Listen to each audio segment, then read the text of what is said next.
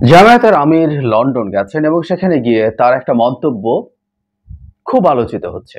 খুব স্বাভাবিক, কারণ তার এই মন্তব্যটাকে এক ধরনের আওয়ামী প্রেম হিসেবে দেখার সুযোগ আছে। তিনি কি বলেছেন সম্প্রতি, তার আগে একটু পেছনে যাই, কারণ এই বক্তব্যটার একটা কনটেক্সট আছে এবং দুটো বক্তব্যকে আমরা যদি একসাথে মিলিয়ে বোঝার চেষ্টা করি তাহলে সেটা আমাদের কাছে নিশ্চয়ই খুব গুরুত্বপূর্ণ কিছু বার্তা দেয় এবং আমরা বুঝতে চাইব কেন তিনি এ ধরনের কথা বলছেন। ৩ সেপ্টেম্বর হেডলাইন হচ্ছে এরকম, আওয়ামী লীগকে ক্ষমা করে দেওয়ার ঘোষণা জামায়াত আমিরের। বিভিন্ন জায়গায় এই নিউজটা এসছে। তিনি কি বলেছেন আমি একটু পড়ি। বিগত ১৫.৫ বছর সরকারের জুলুম নির্যাতনের কারণে আমরা আপনাদের সঙ্গে খোলা মনে কথা বলতে পারিনি, গণমানুষের কল্যাণে নির্বিঘ্নে কাজ করতে পারিনি। অথচ মানুষ নয়, বরং আল্লাহর সব সৃষ্টিকে সম্মান করা আমাদের দায়িত্ব। মানুষ সৃষ্টির সেরা জীব, মানুষের কল্যাণের জন্য সবকিছু সৃষ্টি করা হয়েছে, তাই মন্দের বিপরীতে মন্দের চর্চার কোনো সুযোগ নেই। কারো প্রতি কোনো প্রতিশোধ নেওয়া হবে না বলে আশ্বস্ত করে শফিকুর রহমান বলেছেন, আমরা প্রতিহিংসা ও প্রতিশোধের রাজনীতিতে বিশ্বাস করি না। রাজনৈতিকভাবে আমাদের উপরে যারা জুলুম নির্যাতন করেছে আমরা তাদেরকে ক্ষমা করে দিয়েছি। জামায়াত আমির বলছেন, আমরা সংশোধন ও ক্ষমার রাজনীতিতে বিশ্বাসী, তবে কোনো ভিকটিম বা ভিকটিমের পরিবার যদি আইনের আশ্রয় নেয় তাহলে আমরা তাদেরকেও সহযোগিতা করব। দল হিসাবে আমরা কোনো প্রতিশোধ নেব না। আমরা আদর্শ ডেমোক্রেসিতে বিশ্বাসী, আর আদর্শ ডেমোক্রেসির মূল মন্ত্রই হচ্ছে যার যার মতো করে স্বাধীনভাবে কথা বলার অধিকার এবং পরমতের প্রতি সহনশীলতা। আমরা আসবো উনি আবারও আওয়ামী লীগকে উদ্দেশ্য করে কি বলেছেন সেটা নিয়ে, কিন্তু তার আগে বক্তব্যটা নিয়ে দু একটা কথা একটু বলে রাখা জরুরি। দল হিসাবে জামায়াতের আমির আওয়ামী লীগকে ক্ষমা করে দিয়েছেন এবং উনি বলছেন ব্যক্তিগতভাবে কেউ যদি সংক্ষুব্ধ বোধ করে আদালতে যায়, মামলা করে, সে তাদেরকে তারা সাহায্য করবেন।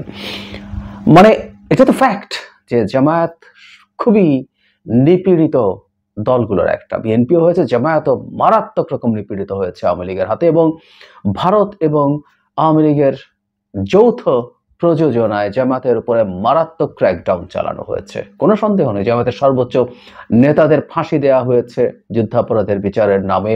এবং শুধু সেটাই নয়, সংগঠন হিসাবে তারা প্রচন্ড রকম চাপে ছিল, তাদের অফিস খোলা যায়নি এবং যে কাউকে জামায়াত, বিশেষ করে ছাত্রদেরকে শিবির ট্যাগ দিয়ে পিটিয়ে মেরে ফেলা যায়, আদালতে নিয়ে যাওয়া যায়, মারাত্মক রকম অত্যাচারের শিকার হয়েছেন। সে জামায়াতের আমির বলছেন ক্ষমা করে দিচ্ছেন। আচ্ছা, আমরা এভাবে যদি চিন্তা করি যে আমরা কেউ ধরুন আওয়ামী লীগকে দিয়ে টর্চার হইনি, কিন্তু দূর থেকে দাঁড়িয়ে জামায়াত কর্মীদের উপর আওয়ামী লীগ যা করেছে সেটাকে আমরা ক্ষমা করতে পারি, করা উচিত।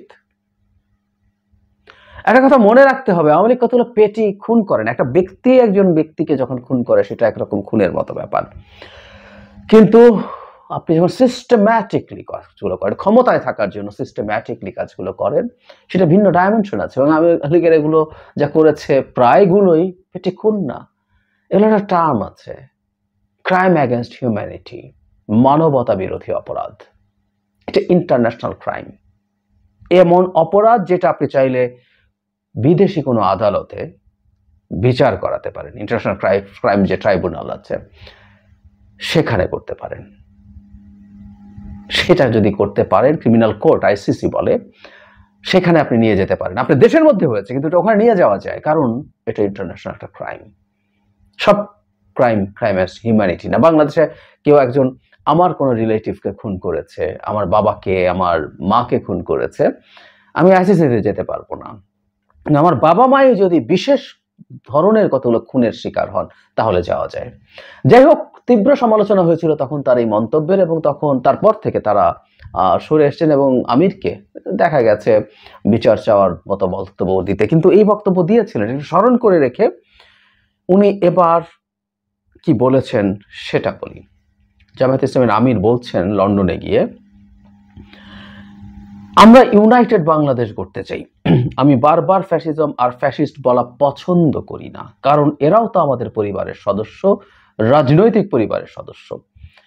আমি কোনো মৌলবাদী মুসলমান না, আর মৌলবাদ খারাপ কিছু না। যাই হোক, এটা জরুরি না, কিন্তু ওনার যে বক্তব্যটা সেটা। এরপরও একটু বলি, মূল না থাকলে গাছের অস্তিত্ব টিকবে না, মূল আমাদের লাগবে। তবে যে সেন্সে মৌলবাদ বলা হয়, আমি ওই মৌলবাদী মুসলমান না। জামায়াতের আমির বলেন, ইম্পর্টেন্ট, খেয়াল করি। ভুল মানুষই করে, দুর্নীতিও মানুষ করতে পারে। ভুল যে করবে সে ক্ষমা চাইবে, দুর্নীতি যারা করবে তারা শাস্তি পাবে। ন্যায় বিচারের মাধ্যমে সে শাস্তি পাবে, কোনো অবিচার করে না, কারোর উপর জুলুম করে নয়। তারপর তাদের গালি দিতে হবে, বারবার তাকে গালি দিতে হবে, আমি এটা ভালো মনে করি না। এজন্য আমি বলবো, অতীতে যারা রাজনীতি করে গেছেন তারা ভুল করুক আর শুদ্ধ করুক, তারা তো করে গেছেন।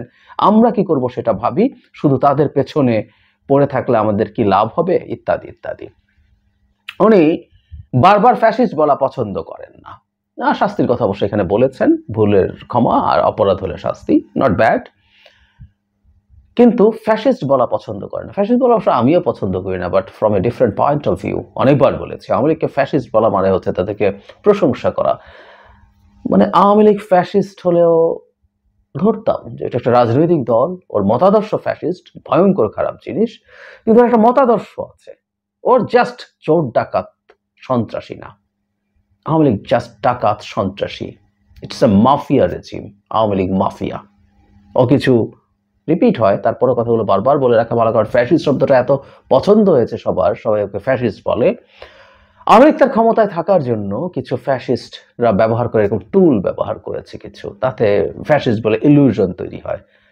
But they are not, just একটা ডাকাতের দল, জাস্ট একটা মাফিয়ার দল, জাস্ট একটা criminal gang, nothing more than that. কিন্তু ওনার ভালো লাগছে না যে না, অতীত নিয়ে পড়ে থাকা যাবে না, আওয়ামী লীগকে বারবার ফ্যাসিস্ট বলতে হবে না বলে তিনি মনে করছেন। আমরা আগের বক্তব্যটার সাথে যদি যোগ করি সেটা মিলবে, মানে অপরাধের শাস্তি কিন্তু এই কথাগুলো বারবার বলার দরকার নেই। অথচ আমরা মনে করি এই কথাগুলো বারবার বলতে হবে, ক্রমাগত বলতে হবে, বলে যেতে হবে। কারণ আমরা চাই এই দেশের মাটিতে আওয়ামী লীগের রাজনীতির আর কোনো পুনর্বাসন হবে না। আমরা যারা অন্তত আওয়ামী লীগকে আইন দিয়ে নিষিদ্ধ করার পক্ষে না, আমিও নই, এটা নিয়ে ডিবেট আছে, আপনাদের অনেকের হয়তো ভালো লাগে না, বাট ফ্রম ডে ওয়ান আমি এই কথাটা বলেছি। আমি মনে করি আওয়ামী লীগের টপ লোকজন শুধু না, বিভিন্ন পর্যায়ে যারা ক্রিমিনাল অফেন্স করেছে তাদের ন্যায় বিচারের মাধ্যমে শাস্তি দিতে হবে। এবং আমি আবারও বলছি, জাস্ট ছোটখাটো খুনটুন না, তারা মানবতা বিরোধী অপরাধ করেছেন। সেটা করে আওয়ামী লীগের মতো থাকুক, এরপর কি আর কি আওয়ামী লীগ করবে? যদি সেরকম কেউ থাকেন যিনি এসব ভয়ঙ্কর অপরাধী হননি, বিচারের সম্মুখীন হননি, তিনি করুন আওয়ামী লীগ। সে আওয়ামী লীগকে আমরা এই মাটিতে উঠে দাঁড়াতে দেব না। এই ন্যারেটিভগুলোর মাধ্যমে ওকে ট্যাগগুলো আমাদের ক্রমাগত করে যেতে হবে। শুধু সেটা না, তার সাথে উপযুক্ত ডকুমেন্টস, এখন বা এই জুলাই আগস্ট বটে 15 বছর ধরে যা যা করেছে। সুতরাং ফ্যাসিস্টকে ফ্যাসিস্ট বলতে হয়। যদি আপনি মনে করেন আমি ফ্যাসিস্ট মনে করি না, তাকে মাফিয়া মনে করি, আমি মাফিয়াকে ক্রমাগত মাফিয়া বলে যাব। আমি ক্রমাগত প্রয়োজনে বলে যাই শেখ হাসিনা পালিয়ে গেছেন, এটা অতীত। আজকে থেকে 5 বছর পরও যদি প্রসঙ্গ আসে আমি পালিয়ে গেছেন বলবো। এটা আমি স্মৃতিতে তাজা রাখতে হয়, কারণ আওয়ামী লীগের কবর রচনা করতে চাই আমরা রাজনৈতিকভাবে। এটা ইম্পর্টেন্ট। রাজনৈতিকভাবে সে রাস্তায় নামতে পারে, সে সভা ডাকতে পারে, সেই সভায় মানুষ যাবে না, প্রত্যাখ্যান করবে, তাকে পেটানো লাগবে না। আওয়ামী লীগ একটা গালি, এটা গালি হিসাবে পরিণত হবে, প্রতিষ্ঠিত হবে। এটাকে আমরা ক্রমাগত এগুলো বলার মাধ্যমেই করতে পারি। এই রাষ্ট্রের যে ক্ষতি আওয়ামী লীগ করেছে, শুধু শেখ হাসিনা, তার বাবাও 72 থেকে 75-এর মধ্যে স্টেটটা তৈরি হতে পারে নাই ঠিক মতো, এত বিরাট রক্তক্ষয়ী মুক্তিযুদ্ধের পরও, জাস্ট শেখ মুজিবুর রহমানের স্টুপিডিটির কারণে, অপশাসনের কারণে। এরপরে শেখ হাসিনা এসে সব করলেন। অবশ্যই এটা এত কঠোরভাবে বললে যে কারো মনে হতেই পারে, অ্যান্ড উইচ ইজ লজিক্যাল, যে এই ক্রিমিনাল গ্যাংকে, মাফিয়া গ্যাংকে তো নিষেধ করে দেওয়া উচিত। এটাও ভুল না, রাজনৈতিক দল রাজনীতি করবে, মাফিয়া গ্যাং কিসের রাজনীতি করে, হোয়াট এভার। সো আমরা ক্রমাগত এগুলো করতে চাই, অথচ উনি ফ্যাসিস্ট বারবার বলা পছন্দ করছেন না। কারো কাছে মনে হতে পারে বিরাট ঔদার্য দেখাচ্ছেন, উদারতার রাজনীতি করছেন জামায়াতের আমির। এর আগে তিনি ক্ষমা করে দিয়েছিলেন দল থেকে। ব্যক্তিগত গ্রিফেন্স থাকলে করো, আমরা সাহায্য করব। দল থেকে করেছেন। এবার তিনি মাফিয়া বলা যাবে না, খুবই জেনারাস, খুবই ক্ষমাশীল, খুবই দয়ালু মানুষ হিসাবে কি ইমেজ তৈরি করছেন? আমি মনে করি না, একেবারে না। এটা তাদের রাজনৈতিক কৌশল। এখন এই রাজনৈতিক কৌশলটা কতটা ভালো বা খারাপ হবে সেটা তাদের বুঝতে হবে। এমনিতেই তাদের একটা আওয়ামী লীগের সাথে থাকার বদনাম আছে। একটা বদনাম হচ্ছে 91 যে সরকার বিএনপি ছিল, তখন তত্ত্বাবধায়ক সরকারের দাবিতে তারা আওয়ামী লীগের সাথে আন্দোলন করেছে। অনেকে এটা সমালোচনা করেন, আমি অবশ্য করি না। আমি বিশ্বাস করি সেই সময় যে তত্ত্বাবধায়ক সরকারের আন্দোলন ছিল ওটা একটা যৌক্তিক আন্দোলন ছিল। সুতরাং এটা আওয়ামী লীগ করেছে, যৌক্তিক পথেই তারা ছিল, এবং জামায়াত তার সাথে থেকে ভুল করেনি। কিন্তু জামায়াত তো 86 সালে আওয়ামী লীগের সাথে গিয়েছিল এরশাদের নোংরা অপশাসনকে লেজিটিমেসি দিতে।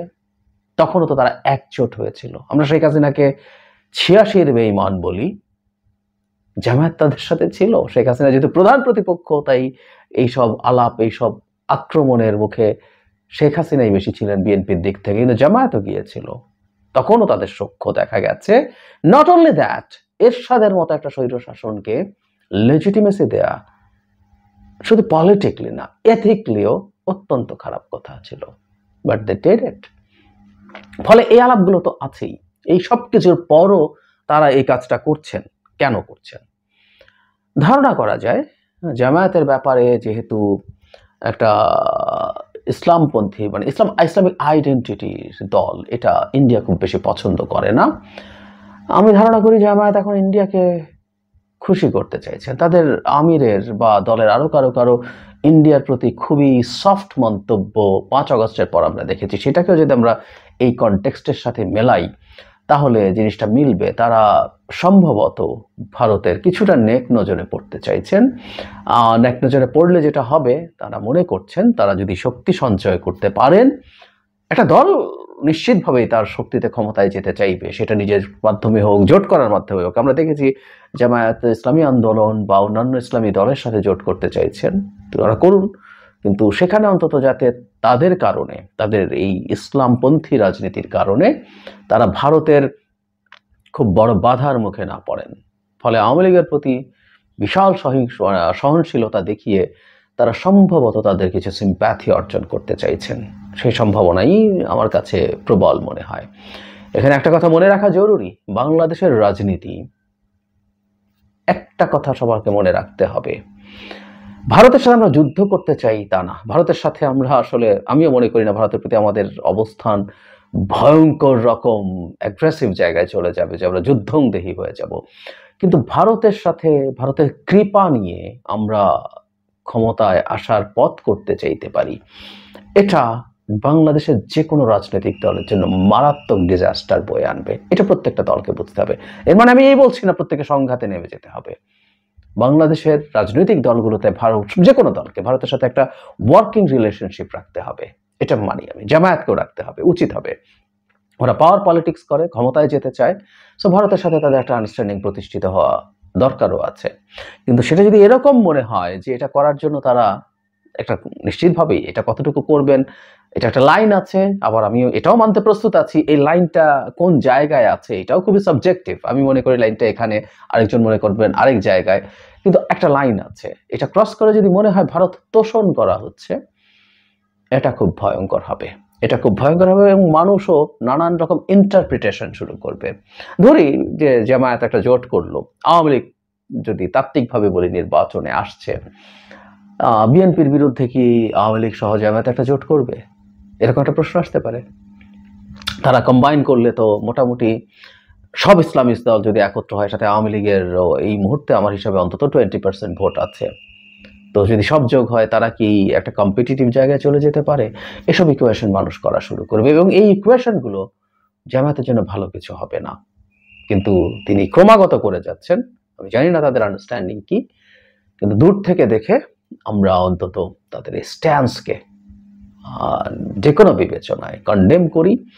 একটা কথা মনে রাখতে হবে, তাদের আদর্শ তাদের কাছে, তারা তাদের মতো করে কথা বলতেই পারেন, কিন্তু একটা পলিটিক্যাল স্ফিয়ারে যখন কথা বলবেন, এই যে বিএনপি যখন আওয়ামী লীগকে নিষিদ্ধ করার বিরুদ্ধে কথা বলে, বিএনপি যখন প্রেসিডেন্টকে রাখার পক্ষে কথা বলে, বিএনপি যখন ছাত্রলীগকে নিষিদ্ধ করার বিরুদ্ধে স্টেটমেন্ট দিয়েছে, তখন বিএনপি পলিটিক্যাল স্ফিয়ারে আছে, সেটার ক্রিটিসিজম তাদেরকে ফেস করতে হয়েছে। ঠিক একইভাবে জামায়াতকেও ফেস করতে হবে এবং জনগণের যে এই অভ্যুত্থানের স্পিরিট, সেই স্পিরিটের বিপক্ষে দাঁড়ালে সেটার মাসুলও তাদের দিতে হবে, তাদের এটা স্মরণ রাখা দরকার।